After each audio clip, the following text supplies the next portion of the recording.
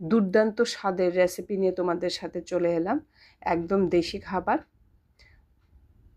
থালায় ছিল সাদা গরম ভাত, আলু কুমড়ো পেঁয়াজ কাঁচা লঙ্কা দিয়ে মাখা, আর আরেকটা ছিল দুধ কচু পাতা বাটা।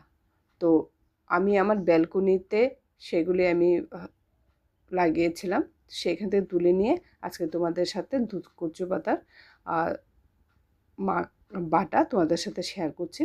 প্রথমে পাতা তুলে নিয়ে ভালো করে ধুয়ে ভালো করে ধুতে হয়, আর এরপর যদি তারপরও কোনো প্রবলেম থাকে একটু লবণ জলে সেটাকে ডুবিয়ে রাখলে তারপর ধোয়াটা বেশ সুন্দর হয়। তারপর এটা কেটে নিয়ে জলে লেবু নুন দিয়ে সেটাকে সেদ্ধ করে নিলাম।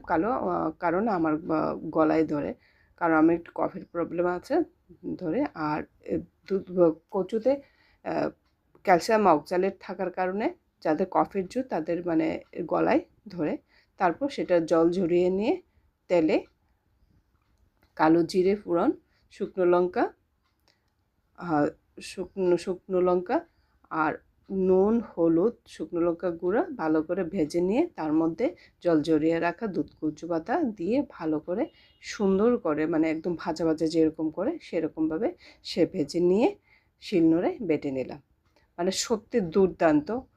কোনো কোনো ভিডিওতে দেখা যায় যে এই শিলনোড়াতে ভাত মেখে খেয়ে নেয়, আমি সেটা করলাম না। মানে এখানে শিলনোড়াতে অনেক কিছু লেগে থাকে, অনেকটাই লেগে থাকে।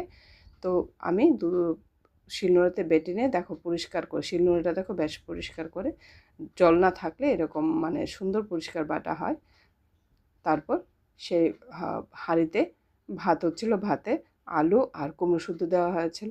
তো সেখান থেকে ভাত থেকে কুমড়োটা তুলে নিয়ে আলুটা তুলে নিয়ে এটাকে আর জল দিয়ে ধুবে না, জল দিয়ে ধুলে পরে সেটার মধ্যে জল থেকে যায়। তো তুলে নিয়ে সেই আলুর ছিলকা ছিলে কুমড়ো কুমড়ো আলু কাঁচা লঙ্কা পেঁয়াজ ভাজা তেল আর অল্প পরিমাণ কাঁচা তেল দিয়ে সেটাকে ভালো করে মাখিয়ে নিলাম। কিন্তু মাখানোর সময় খেয়াল রাখবে আগে আলুটা মেখে নেবে পেঁয়াজ লঙ্কার সাথে লবণ দিয়ে, তারপর কুমড়োটা মাখবে, তাতে শুকনো শুকনো হয়, বেশ দারুণ হয়।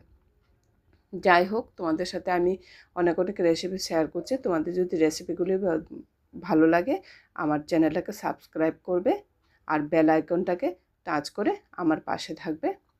আমার চ্যানেল নিতাস রেসিপি